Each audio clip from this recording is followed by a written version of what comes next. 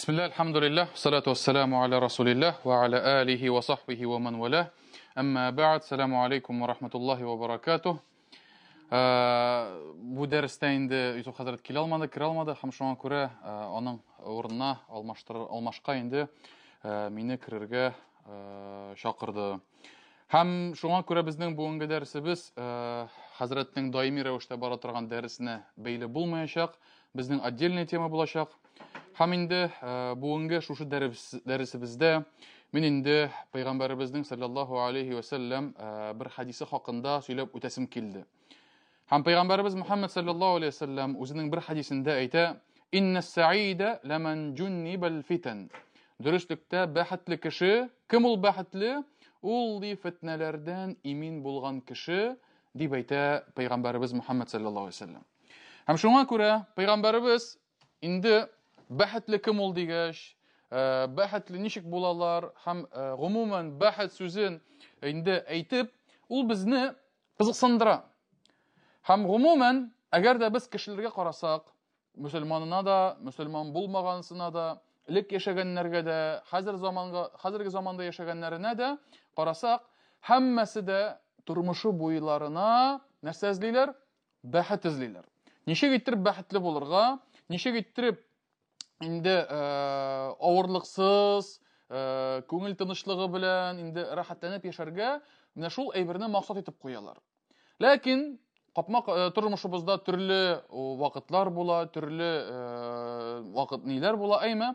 Һәм шуңа күрә тормыш юлыбызда авырлыклар да була, һәм инде җиңеллекләр, рәхәтлекләр дә була. Тормышыбызда инде төрле фитнәләр дә чыккалый, һәм инде гомумән инде тормышыбызда яхшы яклары да була. Һәм монда мөселманнар башкаларыннан әллә нәрсә белән аерылып тормыйлар. Мөселман кешенең тормышы һәм башка кешеләрнең тормышы белән чагыштырсак, алардан да шулай. Ничек гади кешеләр, мөселман булмаганнар, Аллаһ Тәгаләгә ышанмаганнары, ничек итеп аларның тормышларында да бар яхшы вакытлары, теге ак полоса дип әйтәләр алар үзләре, әйме, бар кара полосалары, бар начар вакытлары. Һәм мөселман кешеләрнең дә нәкъ шулай. Ләкин мөселманнарны башкалардан нәрсәсе белән аерылдылар? Алар нәрсәсе белән инде теге нитеп аерылып торалар? Алар инде мөхтәрәм җәмәгать шушы тормышлары вакытында, тормышлары нинде, алар Аллаһ Тәгалә белән аларның бәйләнешләре көчле. Һәм алар нинди генә вакыт булмасын, нинди генә шур булмасын, нинди генә замана булмасын, рәхәтлектәме алар, авырлыктамы алар, көлүдәме, сөйнештәме алар, кайгыдамы, хәсрәттәме алар һәр вакыт Аллаһ Тәгаләгә мөрәҗәгать итәләр. Һәр вакыт Аллаһ Тәгалә белән бәйләнештә булалар. Һәм Аллаһ Тәгалә Раббыбыздан һәр вакыт яхшылыкка өметләнәләр. Һәм шуңа күрә менә бу хадисебездә, һәм без бүген шушы хадис турында сөйләшербез иншаллах. Ул хадистә безгә менә шуны күрсәтеп тора. Пәйгамбәребез Мөхәммәд саллаллаху алейхи ва саллям нәрсә ди? Дөрестлектә бәхетле кеше, фитнәләрдән имин калган кеше, менә шул бәхетле ди. Ягъни фитнәләрдән исән имин калган кеше, фитнәләргә кагылмаган кеше, ул бәхетле булыр дип әйтә Пәйгамбәребез саллаллаху алейхи ва саллям. Һәм хәтта уйлап карасак, ничек инде фитнәләрдән имин калсын? Кеше үзеннән үзе аны сайлап аламы? Тормышындагы, тәкъдирендәге язылган, тормышындагы билгеләнгән шушы бәла-казалар булсынмы, сынаулар булсынмы, имтиханнар булсынмы, ул кеше аларны үз кулы белән алардан исән имин кала аламы? Үзе алардан саклана аламы? Юк, җәмәгать. Саклаучы кем? Аллаһ Тәгалә Раббыбыз саклаучы. Ул безне имин кылучы һәм ул безне шушы бәла-казалардан, төрле кайгы хәсрәтләрдән саклаучы һәм яклаучы булып тора. Һәм шуңа күрә мөхтәрәм җәмәгать, димәк, безне иминлектә калдыручы Аллаһ Тәгалә. Димәк, мөселман кеше шушы авырлыкларга эләкмим, авырлыкларда булмыйм дип теләгән мөселман кеше, ул әлбәттә аны шушы иминлекне, тынычлыкны Аллаһ Тәгаләдән өмет итә һәм Аллаһ Тәгаләдән көтеп кала. Һәм шуңа күрә хадисләрдә бар шундый хадисләр, bir хадистә әйтелә, Пәйгамбәребез Мухаммад саллаллаху алейхи ва саллям сахабаларга әмр итә. Һәм сахабаларга булай дип әйтә: "Тәгәввәзу биллаһи минәл фитани ма захара минха ва ма батан." Аллаһ Тәгаләдән ярдәм сорагыз ди.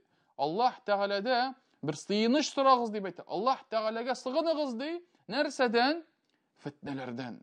Кайсылары ачык итеп килә торган фитнәләрдән, яки инде күренмичә, серле рәвештә тарала торган, кеше белми торган рәвештә була торган фитнәләрдән иминлекне, саклануны сорагыз дип әйтә Пәйгамбәребез. Һәм ул хадис, зур хадис, анда Пәйгамбәребез Мухаммад саллаллаху алейхи ва саллям анык гына әйтми, ул даҗҗал фитнәсеннән саклануны сорагыз ди, һәм инде башка фитнәләрдән, үлем фитнәләреннән, кабер газабыннан иминлекне сорагыз дип сахабаларга әйтә, әмр итә. Һәм менә бу сүзе, Пәйгамбәребезнең шушы иминлекне сорагыз дигән сүзе, ул сахабалар ул сүзләрне ишетеп, шундук җавап бирделәр. Һәм нәрсә дип әйттеләр? Наузу биллаһи минәл фитани ма захара минха ва ма батан. Әйе Аллаһ илчесе, Аллаһка сыгынабыз ачык рәвештә яки серле рәвештә була торган фитнәләрдән дип җавап кайтара иделәр сахабаларыбыз.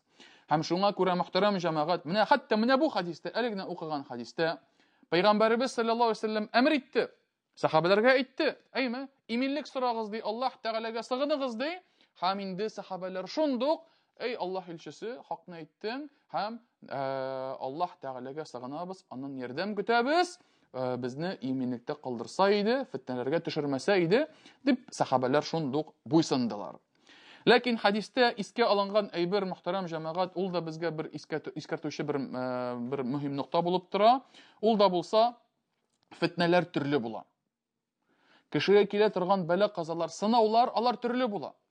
Кайсы бер вакытта алар ап-ачык итеп килә. Һәм аны бөтен кеше белеп тора. Кайсы бер вакытта ул төрле шөбһәтләр рәвешендә килә. Ул төрле безгә аңлашылмаган рәвешләрдә килә. Кай вакыт беркем дә аны хакында белми. Бары тик сиңа килгәндә син генә беләсең яки якын кешеләрең белә, әйме, менә шул рәвештә килергә мөмкин. Һәм шуңа күрә мөхтәрәм җәмәгать, менә фитнәләрнең төрле булганлыкларын күрсәтеп тора. Һәм Пәйгамбәребез дә саллаллаху алейхи ва саллям инде үлем фитнәсе, үтерү фитнәсе, теге бозыклык фитнәсе дип кенә әйтми, барлык фитнәләр ди. Ачык итеп күренгәнсендән дә һәм тыныч рәвештә, серле рәвештә үтә торган фитнәләрдән дә саклауны Аллаһ Тәгаләдән сорагыз дип әйтә Пәйгамбәребез Мухаммад саллаллаху алейхи ва саллям. Һәм шуңа күрә Пәйгамбәребез саллаллаху алейхи ва саллям алдагы хадистә нәрсә дип әйтә? Шушы фитнәләрдән имин калган кеше ул бәхетле булыр ди. Аны имин калдыручы ул Аллаһы Тәгалә Раббыбыз. Һәм менә тормышның да яме, мөмин мөселман өчен тормышның яме дә нәкъ менә шул Аллаһ Тәгаләгә үзеңне мохтаҗ күреп, һәм инде Аллаһ Тәгаләгә таянып, тормышыңны инде күркәм рәвештә үткәрү, һәм инде Аллаһ Тәгалә Раббыбызга ялвару. Я Раббым, безне сакласаң иде, я Раббым, безне шушы фитнәләрдән коткарсаң иде дип теләү. Һәм мөхтәрәм җәмәгать, әйтеп узарга кирәк, ислам динендә нинди генә хадисне алмыйк, нинди генә аятны алмыйк, бер генә җирендә дә авырлыкка омтылыгыз. Фитнәләргә омтылыгыз, җырып чыгасыз сез аны, куркыныч түгел ул, кирегез, барыгыз, беренче булыгыз дип бер җирдә дә әйтелмәгән. Үлем фитнәсе булсынмы? Аллаһ Тәгалә Коръәндә әйтә: "Ва ла тулқу анфусакум биайдикум иля тахлукah" дип әйтә. Үзегезне үз кулларыгыз белән һәлакәткә илтмәгез ди. Душар итмәгез ди. Үлемгә китермәгез ди. Пәйгамбәребез Мухаммад саллаллаху алейхи ва саллям әйтә: "Ла дарара ва ла дирар." Үз-үзегезгә зыян итмәгез, зыян салмагыз дип әйтә. Һәм шулай ук Пәйгамбәребез саллаллаху алейхи ва саллям хадисләрендә әйтә: "Кыямәт көнне фитнәләр артыр" дип әйтә. Шул хәтле күп ниләр булыр ди, тетрәнешләр булыр дип әйтә. Һәм нәрсә ди? Хәтта ул тетрәнешләр вакытында, ягъни теге кан куешлар вакытында, менә шушындый теге илләр, шәһәрләр селкенгән вакытта нәрсә дип әйтә? Басып торган кешегә карый, утырган кеше аның нәрсәсе дип әйтә? Хәерлерәк булыр дип әйтә. Чөнки кеше басып торганда ул күбрәк ниләр эшләп атырга мөмкин. Шулай бит. Кызып, теге кызу канлы булып, яки хаксыз әйберне хаклык дип уйлап, мин хаклыкны яклыйм дип уйлап, менә шушы хисләргә бирелеп, ул төрле әллә эшләр эшләп атырга мөмкин. Һәм шуңа күрә шул кыямәт көне алдыннан була торган фитнәләр вакытында утырып торуын хәерлерәк дип әйтә Пәйгамбәрбез. Ни өчен? Чөнки утырып торганда әллә нәрсә эшли алмыйсың. Басып торганда эшли аласың, кулда кизәнә, кулда җитә әйме, аякта нитә ала әйме. Әмма ләкин утырган килеш син инде русча әйтмешли, уже скованный. Һәм шулай ук тагын бер хадистә Пәйгамбәрбез саллаллаһу алейһи ва саллям ул тагын да катырак итеп әйтә. Һәм нәрсә ди? Шул кыямәт алдыннан булган фитнәләр вакытында дип әйтә, "Эй Аллаһ кулы ди, син ди үтерүче булма, үтерелгән кеше бул" дип әйтә. Ягъни үз кулың белән башкаларга зыян китермә, башкаларның канын кыйма дип әйтә. Башкаларга инде тормышын үзеп, андый җинаятьчеләрдән булма дип әйтә Пәйгамбәрбез саллаллаһу алейһи ва саллям. Һәм шуңа күрә мөхтәрәм җәмәгать, үлем фитнәсе булсынмы, яки башка фитнәләр булсынмы, әйме, яки мәсәлән теге кеше арасын теге бозу нәрсәләр булсынмы, әйме, алар берсе дә динебездә шунда керегез, шунда катнашыгыз, шунда йырып чыгыгыз, беренче булыгыз, все нормально, все под контролем дип бер генә хадистә дә, бер генә аятта да әйтелмәгән. Һәм шуңа күрә хәтта сахабалар да инде алар заманасында да төрле хәлләр булган, ләкин сахабаларның кайсы берләре, менә әгәр дә нинди дә булса теге волнениялар башланган булган булса, алар гел бөтенләй еракка китә иделәр. Чөнки дип әйтә, шушы фитнәгә кергәнче үз-үземне саклыйм, үз-үземне итәм дип инде алар читләшә иделәр. Һәм шуңа күрә мөхтәрәм җәмәгать, менә динебезнең нигезе булып тора, фитнәләргә катнашу, фитнәләргә керү, фитнәләрдә баш булу, яки беренче булу, ул динебездән түгел, динебезгә каршы килә торган эшләрнең берсе. Һәм шуңа күрә хадисләрдә Пәйгамбәрбез саллаллаһу алейһи ва саллям фитнәләрдән иминлекне сорый иде. Аллаһ Раббыбыз, әйме, я Раббым дип әйтә, Пәйгамбәрбез инде дуга кыла иде, нас'алуллаһа ал-афия дип әйтә иде. Ас'алуллаһа ал-афия. Ягъни ул сүзнең мәгънәсе, эй Аллаһ, синнән иминлекне сорыйм. Эй Аллаһ, синнән тынычлыкны сорыйм. Менә бу афия дигән сүз, әйме, бездә дә татарларда Гафия дигән исем искә еш очрый, шулай бит хатын-кызлар арасында.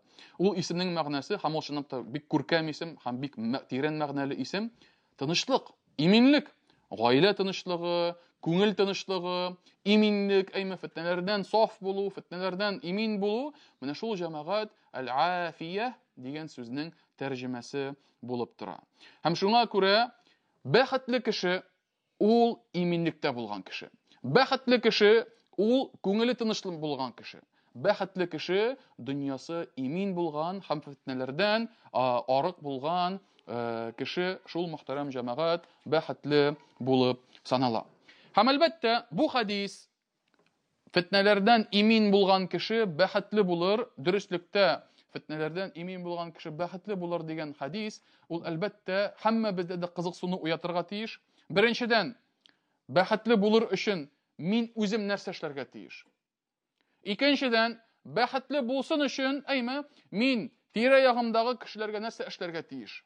Һәм өченчедән, өммәтебез бәхетле булсыннар өчен мин нәрсә эшләргә тиеш, аны ничек алырга була, аны ничек эшлиләр дип инде шундый сораулар туырга тиеш һәммәбездә дә инде мин мөселман булган кешеләрдә.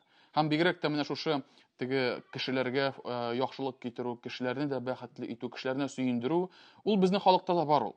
Менә сездә ничектер, менә безнең авылда инде сөенче алырга дигән әйбер бар. Ул сөенче алу дигән сүз, ул теге барып аның бүләген алу түгел, шушы сөенечле хәбәрең белән алар күңеленә рәхәтлек кертү. Аларның сөенечләрен алу. Аларга беренче булып яхшы хәбәрне җиткереп, аларның сөенгәннәрен күрү. Менә шул булып тора мөхтәрәм җәмәгать, сөенечне алу. Әлбәттә, кайсы берләре теге нәрсәләр көтәләр, теге акчамы, нәрсәме, бүләк мандаймы, андый теге максатлар турында без инде сөйләмибез, теге корыстный цели дип әйтәбез бит инде, әйме, андыйлар турында түгел. Әмма ләкин менә гомумән кеше күңеленә сөенеч кертү, ул бик тә күркәм булган сыйфат, яхшы сыйфат булып тора. Һәм үзебезне, тирә-яктагы кешеләребезне сөендерер өчен, аларга рәхәтлек китерер өчен, аларны да бәхетле кылыр өчен, без җәмәгать, әгәр дә Пәйгамбәребез саллаллаһу алейхи ва саллям хадисләрен ачып карасак, аларның күбесен күрербез. Күп кенә хадисләрне ул үзебезгә бәхетле булырга, үзебезгә инде яхшы хәлдә булырга чакыра һәм тирә-яктагы кешеләребезгә. Менә Пәйгамбәребез Мөхәммәд саллаллаһу алейхи ва саллям бер хадисендә әйтә: "Ла ю'мину ахадукум хатта юхибба ли ахиhi ма юхиббу ли нафсиhi." Берегез дә дип әйтә, тулы иманлы булмас, кардәшенә үзенә теләгәнне теләмәсә дип әйтә. Ягъни, үзеңә нәрсә телисең, башкасына да, кардәшеңә дә шуны теләсәң, шул вакытта иманың тулы булыр дип әйтә Пәйгамбәребез Мөхәммәд саллаллаһу алейхи ва саллям. Һәм менә әлбәттә бер генә үз акылында булган кеше дә үзенә начарлык теләми. Шулай бит? Һәммәбез дә тәмле ашарга телибез, һәммәбез дә матур итеп яшәргә телибез, һәммәбез дә балаларыбызга тәүфыйк телибез, һидаят телибез, тәрбия телибез, шулай бит? Начар кеше булып үссеннәр дип түгел, яхшы, күркәм өммәтнең алдынгы кешеләре булып үссеннәр дип телибез, шулай бит? Һәм инде торак җиребез яхшы булсын, башкалары яхшы булсын, хәтта менә шушы мизгелдә, шушы вакытта миңа нәрсә рәхәт, миңа нәрсә яхшы, менә шул җәмәгать хадистә әйтелгәнчә, кардәшеңә дә шуны теләсәң, шул вакытта иманың тулы булыр дип әйтә Пәйгамбәребез саллаллаһу алейхи ва саллям. Һәм шул исәптән Пәйгамбәребез бу хадистә безгә үзең бәхетле булуны теләсәң, кардәшеңне дә бәхетле итәргә тырыш. Аңа да бәхетле булырга телә дигән мәгънә ята. Иначе анда ни тагын мәгънә булсын ул хадистә. Шулай бит? Һәм шуңа күрә тулы иманлы булу, ул әлбәттә бу дөньяда һәм ахирәттә дә зур бәхет. Һәм шул бәхеткә ия булырга теләсәк, үзебезгә дә, кардәшләребезгә дә шушы яхшылыкны теләргә тиешбез.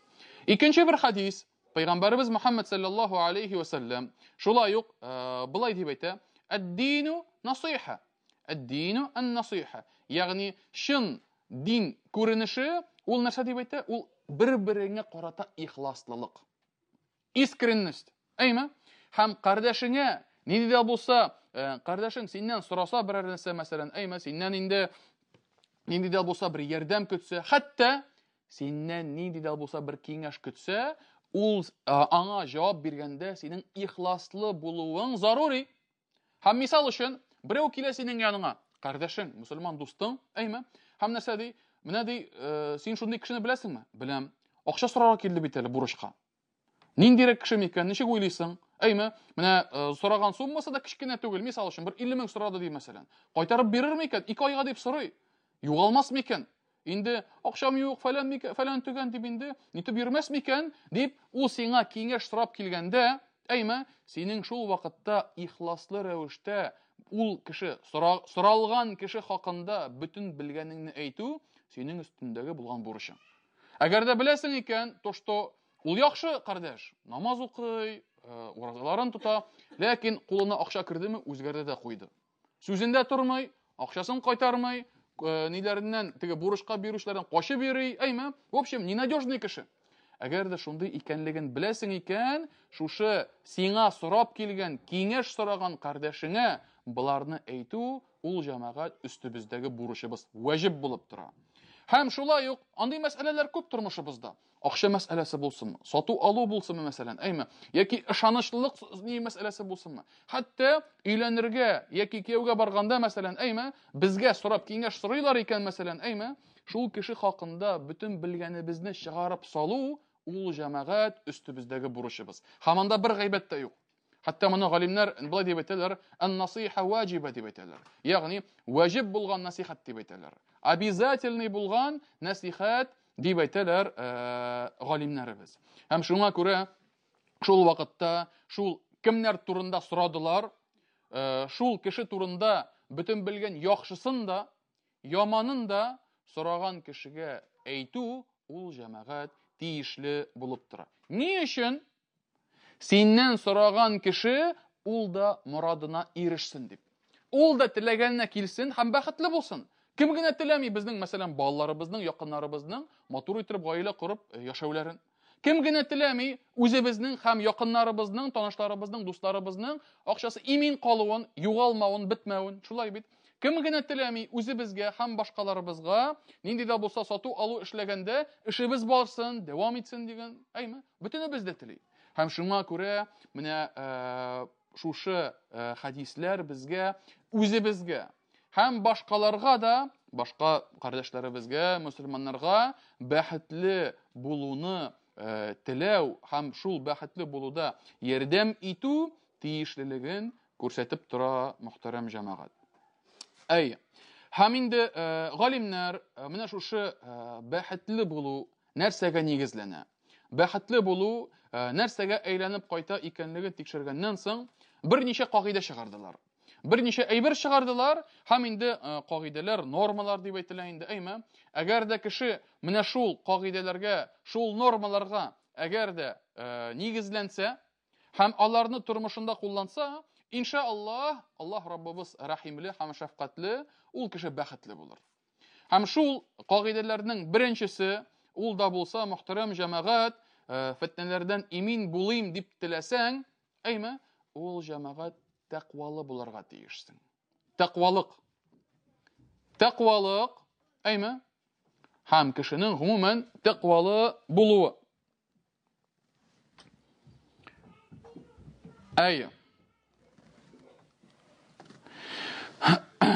Аллаһ Тәгалә бу хакта безгә Коръәндә Талак сүрәсендә булай дип әйтә: وَمَن يَتَّقِ اللَّهَ يَجْعَل لَّهُ مَخْرَجًا وَيَرْزُقْهُ مِنْ حَيْثُ لَا يَحْتَسِبُ. Һәм кем ди Аллаһка тәкъвалы булса, ул ди аңа, ягъни Аллаһ Тәгалә аңа чыгу юлын күрсәтер һәм үзе дә көтмәгән җирдән ризыкландырыр дип әйтә. Әлбәттә, Талак сүрәсе дигәч инде анда әлбәттә теге темасын аңлагансыздыр инде, ул сүздә талак турында сүз бара, әйме? Һәм ир белән хатын айрылсалар, икесе дә кайгыга батканнар, авырлыкта, әйме? Һәм Аллаһ Тәгалә хәтта шушындый авыр вакытларда да тәкъвалы булсагыз, иминлектә булырсыз. Һәм чыгу юлын, авырлыктан чыгу юлын күрсәтер дип Аллаһ Тәгалә. Һәм көтмәгән җирегездән Аллаһ ризыгын молдан бирер дип әйтә Аллаһ Тәгалә Раббыбыз. Һәм шуңа күрә, мөхтәрәм җәмәгать, менә бу аятта Аллаһ Тәгалә безне тәкъвалы булырга чакыра. Әгәр дә без тәкъвалыкны үзебездә куллансак, әйме? Ул вакытта без нәрсә эшләрбез? Ул вакытта без инде менә шушы ниләрдән, фетнәләрдән, авырлыклардан имин калырбыз. Ләкин менә тәкъвалык турында бүген күп сөйләнелә. Шулай бит, тәкъвалы булыгыз, тәкъвалы булыгыз. Нәрсә дигән сүз ул тәкъвалык? Тәкъвалык нәрсә дигән сүз? Ул, ягъни үзеңнең эшеңне, үзеңнең йөрәгеңне төрле бозыклыктан саклау. Аллаһ Тәгаләгә гөнаһ кылудан саклау. Аллаһ Тәгаләгә үзеңнең йөрәгеңне багышлау һәм изгелекләр кылу. Һәм аның турында еш искә алына инде Умар ибн Хаттаб, икенче тугры халифа, аннан ул бер сахабадан сорый бер вакыт, нәрсә ул тәкъвалык дип әйтә. Һәм тегесе әйтә, менә әгәр дә чүлдә барсаң дип әйтә. Умар җавап бирә инде шушы сахабага. Чүлдә барганда караңгы төнне барасың ди. Һәм төрле чәнечкеләр ята чүлдә ди, анда үсәләр бит нәрсәләр, әйме? Ничек барыр идең дип әйтә, әгәр дә аягыңда әйбер булмаса. Мин ди балагымны сызганыр идем дип әйтә, аяктагы балакны сызганыр идем һәм бик әкрен генә карап кына барыр идем дип әйтә. Һәм шунда Умар ибн Хаттаб нәрсә дип әйтә? Менә шул була инде тәкъвалык дип әйтә. Әкрен генә гөнаһлар кылмыйча, Аллаһ Раббыбыз тыйганнарга чыкмыйча, тормыш юлыңны дәвам итү, шул була тәкъвалык. Һәм галимнәребез, әгәр дә тәкъвалык нәрсә ул дип сорагач, әйме? Алар булай дип әйтәләр иде. Аллаһ Тәгаләгә тәкъвалык ул ди Аллаһ Тәгалә кушканнарны үтәп, Аллаһ нурына, хәзер икенче төрле сформулировать итәм, әйме? Аллаһ Тәгаләнең әҗр савабын өмет итеп, Аллаһ күрсәткән нур белән изгелекләрне эшләү. Беренчедән, әйме? Аллаһ Тәгаләнең әҗр савапларын өмет итеп. Икенчедән, Аллаһ күрсәткән нур белән, өченчесе, Аллаһ кушкан эшләрне, изгелекләрне кылу. Өч әйбер. Һәм шулай ук нәрсә дип әйтә? Аллаһ Раббыбызның газабыннан куркып, әйме? Аллаһ күрсәткән нур белән Аллаһ тыйган эшләрдән саклану. Алты әйбер булды. Алты әйбер, әйме? Нәрсә ул тәкъвалык булды? Беренчедән, Аллаһ Раббыбызның әҗр савабын өмет итеп, Аллаһ нуры белән Аллаһ кушкан изгелекләрне, эшләрне эшләү. 3. Дүртенчесе, һәм Аллаһ газабыннан куркып, Аллаһ нуры белән нәрсә дип әйтә?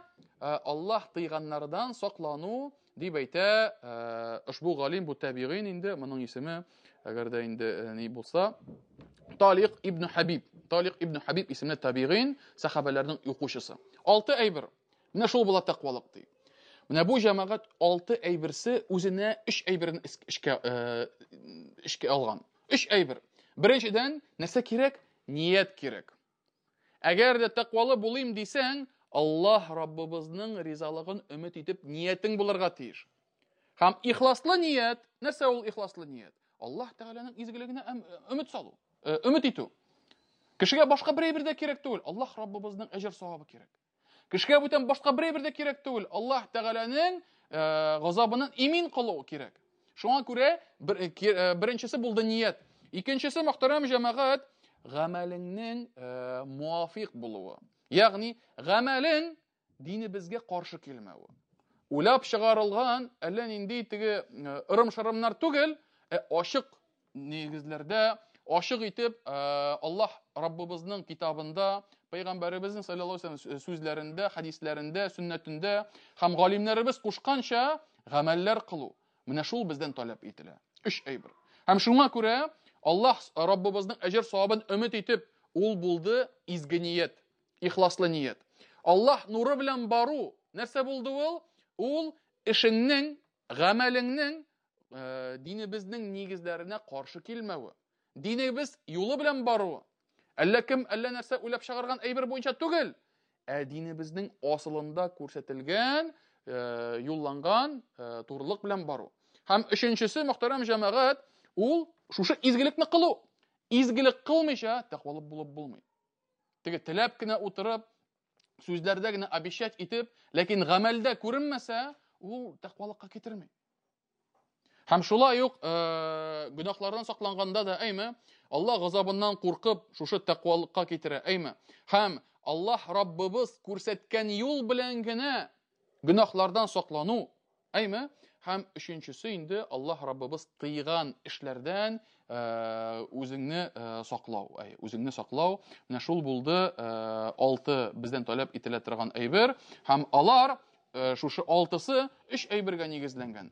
Ихласлы нияткә һәм шушы эшләреңнең, гамәлләреңнең шәригатькә тәңгәл килүенә, муафиq булуына, һәм өченчесе инде шушы изгелекләрне эшләп харамнардан тыелуга нигезләнгән. Бүгенге көндә, мөхтәрәм җәмәгать, тәкъвалык турында күп әйтелә. Тәкъвалык турында вагазларда сөйләнә, хутбәләрдә әйтелә, әйме. Ләкин ни өчен соң кайсы бер кешеләр әйтәләр, ни өчен һаман соң авырлык? Ни өчен җиңеллек килми? Ни өчен тормышыбыз үзгәрми? Ни өчен балам һаман шундый әшәке аңламый, фәлән, тәрбиясез, фәлән түгән? Ни өчен һаман минем эшем юк? Ни өчен һаман минем акчам юк? Ни өчен һаман минем эшем бармый? Менә бу җәмәгать, ул һәммәсе дә кире шул тәкъвалыкка кайта. Коръәндә Аллаһ Тәгалә әйтә, кем ди Аллаһка тәкъвалы булса, ул ди аңа чыгу юлын күрсәтер һәм көтмәгән җиреннән ризыкландырыр дип әйтә Аллаһ Тәгалә. Аллаһ сүзе хак. Ләкин синең сүзең хак булырга мөмкин, яки хаксыз булырга мөмкин. Һәм шул кешеләр, кемнәр инде тәкъвалык сөйләйсез, тәкъвалык, кайда соң ул? Нигә соң ул юк? Нигә ул фәлән дип әйтүчеләр, мөхтәрәм җәмәгать, алар димәк үз эшләрендә, үз гамәлләрендә шушы тәкъвалыкны булдырмаганнар. Шушы тәкъвалыкны кылмаганнар. Һәм шуңа күрә дөрес, тиешле рәвешендә алар җәмәгать алар өстендәге булган вазифаларны, бурычларны үтәп бетермәгәннәр. Шуңа күрә бүгенге көндә халык арасында табырга була шундый кешеләрне алар әйтәләр, мин начар кеше түгел. Мин ди кешегә зыян иткәнем юк, мин кешегә инә белән дә тигәнем юк, тырнагым белән дә урынган юк дип әйтәләр. Ләкин 5 минут үтә нәрсә эшлиләр булар? Урамга чыгалар да тотыналар гайбәт сатырга мәсәлән. Бигрәк тә авылларда, әйме, шәһәрләрдә инде теге барбыр кешеләр бер-берсен особо белеп бетермиләр, әйме. Ләкин менә әгәр дә кечкенәрәк берәр җир булса, теге населенный пункт, әйме, кеше бөтенсен бергә белә башласа, анда тотыналар инде бер-берсен сатырга, әйме. Булай эшләгән, теләй эшләгән, тегене ишеттеңме, моны ишеттеңме, әйме. Менә шушындый гөнаһлар эшләп, әлбәттә алар моратларына ирешә алмаячаклар. Менә шушындый гөнаһлар кылып, алар әлбәттә нәрсәгә? Шушы бәхеткә килә алмаячаклар. Авырлыклар бетмәячәк, тәмамланмаячак. Һәм шуңа күрә, мөхтәрәм җәмәгать, һәрбер кеше үз-үзен тикшерергә тиеш. Башкасын түгел, үз-үзен. минем тәкъвалыгым бармы? Мин тәкъвалыкны эшлимме?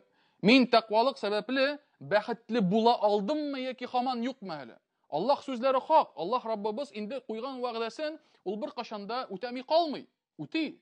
Әмма ләкин мин аңа туры килдемме?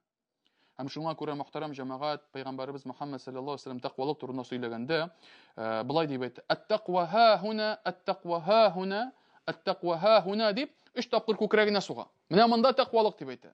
Ягъни тәкъвалык тышта түгел дип әйтә, ул ишеңдә булырга тиеш, ул йөрәгеңдә булырга тиеш, күңелеңдә булырга тиеш. Аннан соң инде күңелеңнән соң ул тышкы агъзаларга чыга. Һәм шуңа күрә белмим, теге сөйләгән булдымы икән, юкмы икән, бер вакытны Мәдинәдә Пәйгамбәрбез саллаллаһу алейһи ва саллям мәчете янында бер төрекне күргән идем. Тәмәке тартып бара. Как раз прямо Пәйгамбәрбез мәчете янында, прямо самый кырыенда инде. Син мәйтәм әзрәк ялмыйсыңмы соң мәйтәм? Изге җирләргә килдең мәйтәм, хаҗ кылырга килдең мәйтәм. Пәйгамбәрбезнең ни янында мәйтәм, мәчете янында мәйтәм. Үзең мәйтәм пыскытып мәйтәм, сосытып ятасың. Үзеңне мәйтәм йөреп барасың инде тәмәке белән, ни белән. Һәм мин интмисең дигәнем. Ой, бу да не важно ди. Бу тәмәке минем не важно. Главное, монда яхшы булсын дип әйтә. Йөрәгенә күрсәтә инде үзенең. Главное, монда булсын ди. Соң мәйтәм, монда булмаганга шунда чыккан бит инде мәйтәм. Бармаганга чыккан бит инде мәйтәм. Шушы нигә ниткән бит инде? Дип инде шушындыйрак сөйләшү булды. Шуңа күрә мөхтәрәм җәмәгать, менә әйе, тәкъвалык күкрәк ишебездә. Тәкъвалык күңелебездә. Ләкин эштәге тәкъвалык ул эштә генә бикләнеп кала алмый. Эштә тәкъвалык булса, ул барыбер тышкы агъзаларыбызда, эшләребездә, сүзләребездә ул барыбер шагыла. Инде әгәр дә ул бөтенләй бикләнеп калды икән эштә, чыга алмый икән, тыштан бөтенләй икенче төрле тәкъвалыкның капма каршысы икән, монда инде үз-үзебезгә сорау бирергә кирәк. Чыннан да безнең эшебездә тәкъвалык микән? Безнең чыннан да эшебездә чын хакыйкый шушы Аллаһ Раббыбыз кушкан эш микән? Ни өчен? Чөнки Пәйгамбәрбез Мөхәммәд саллаллаһу алейһи ва саллям безгә моны үзе хәбәр итте. Һәм нәрсә дип әйтә? Дөрестлектә дип әйтә, кеше тәнендә дип бер ит кисәге бар дип әйтә. Әгәр дә ул ит кисәге изгеләнсә, яхшыланса, төзек булса, бөтен тән дә төзекләнә дип әйтә. Әгәр дә шул ит кисәге төзек булса, бөтен тән дә төзекләнә. Ләкин әгәр дә ул ит кисәге бозык булса, бөтен тәнне дә боза дип әйтә Пәйгамбәрбез саллаллаһу алейһи ва саллям. Һәм нинди ул ит кисәге дип әйтте? Ул йөрәк дип әйтте. Йөрәк, әйме, кешенең менә шушы эчке, русча әйтмешли, ядросы, күңеле, әйме, менә иң мөһиме, менә шушының, шул әгъзаның, шул урынның изге булуы, төзек булуы, әйме, һәм гөнаһлардан арык булуы. Һәм шул вакытта бөтен тәнебезне дә төзекләндерә, тәнебезгә дә шулай чыга. Әйе. Һәм шуңа күрә мөхтәрәм җәмәгать, тәкъвалык әлбәттә безне инде изгелеккә китерергә тиеш.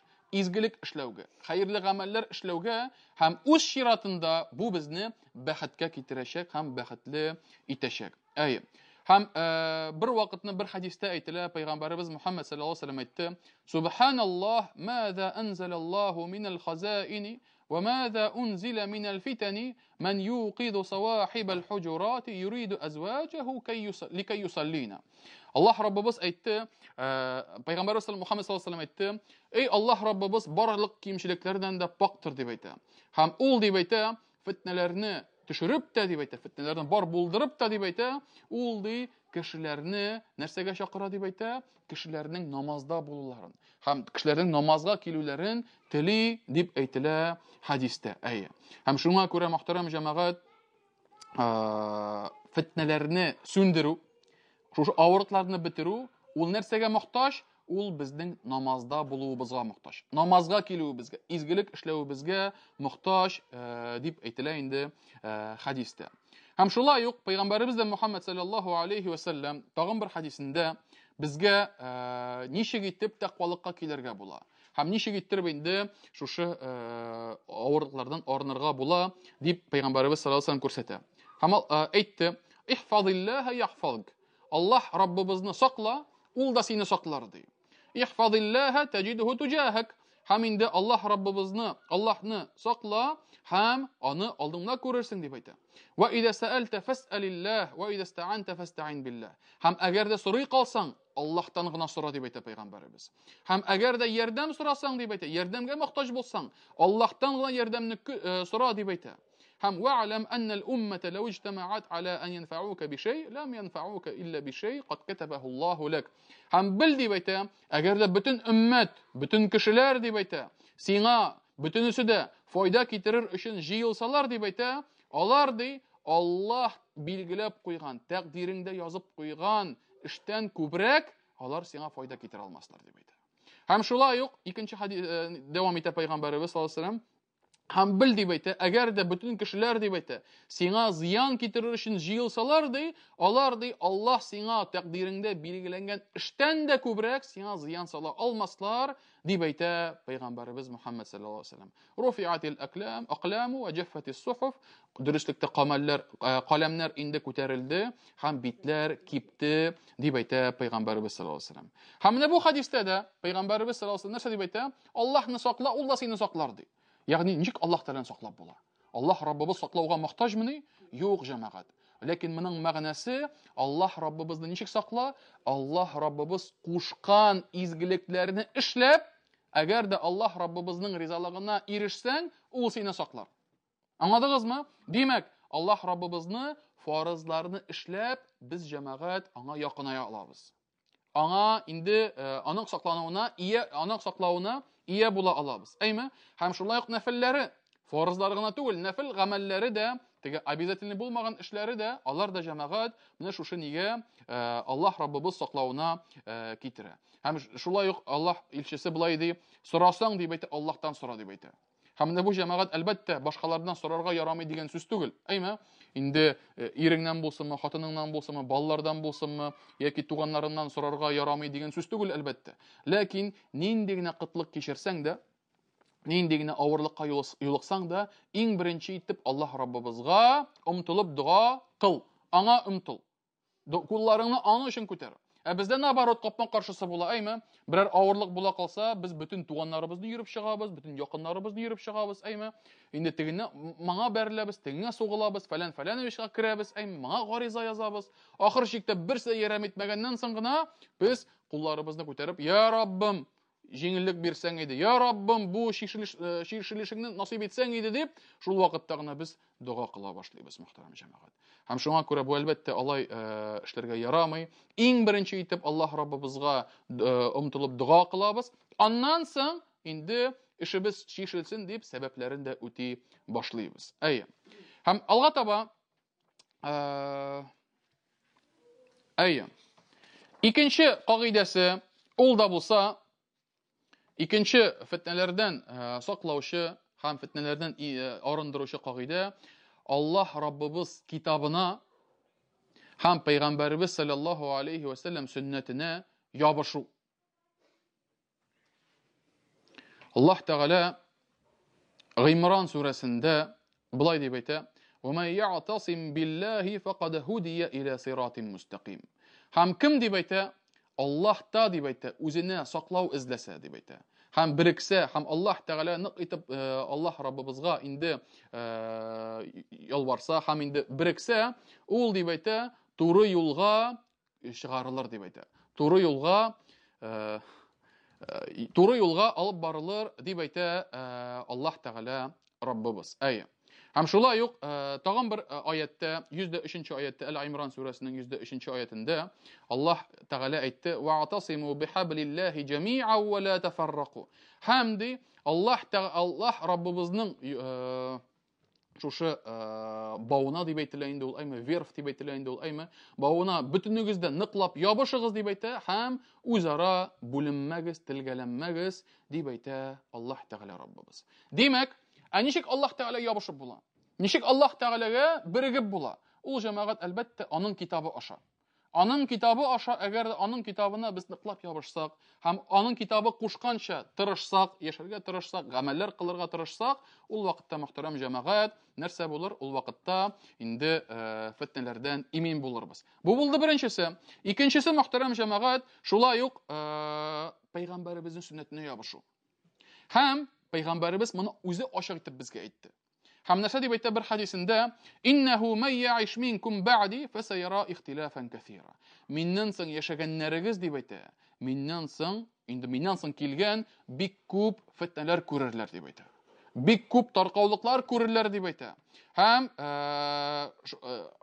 шушы әйбер булмасынга, шулардан имин булырга Пәйгамбәребез нәрсә дип әйтә? Һәм шуңа күрә шул вакытта минем сөннәтемә ябышыгыз дип әйтә. Һәм туры юл белән бара торган халифләр, 4 халифә, аларга ябышыгыз дип әйтә. Туры юл күрсәтүче. Һәм бик нык итеп тотыгыз дип әйтә. Һәм хәтта үзегезнең арттагы тешләрегез, инде теге коренные зубы дип атала инде ул, әйме, русча инде арттагы менә шушы без чәйни торган тешләребез, әйме. Чәйни торган тешләрегез белән ябышыгыз дип әйтә Пәйгамбәребез саллаллаһу алейһи ва саллям. Шушы сөннәтемә һәм халифәләрнең сөннәтләренә. Һәм менә Пәйгамбәребез тешләгез дип тә әйтми, кул белән тотып барыгыз дип тә әйтми. Менә шушы чәйни торган тешләрегез белән каты иттереп, шул хәтта ябышыгыз ди, хәтта авызыгыздан ычкындырмагыз дип әйтә. Һәм шуңа күрә кешенең хәтта менә булай кысып караганга карый, кешенең тешләү көче күбрәк. Әйме, бер тешләсә, бер капса, әйме, ул теге аның көче ул намного нирәк. Менә кул белән ябышканга карый, или просто бәйләнеп тотканга карый, кешенең шушы арткы тешләре белән тешләве, аның көче бик күп.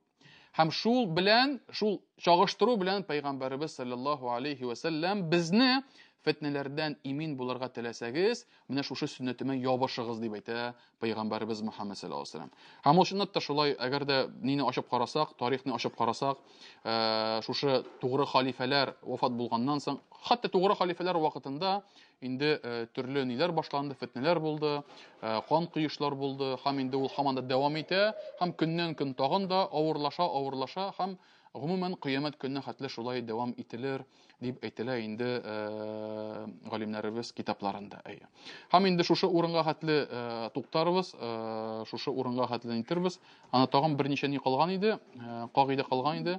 Иншаллаһ, алдагы дәресләрдә Аллаһ насыйп итсә, бәлки шушы ниләрне алып бетерербез. Субханакаллаһумма бихамдик, ашһаду ан ла илаһа илля ант, астагфирука ва атубу илейк.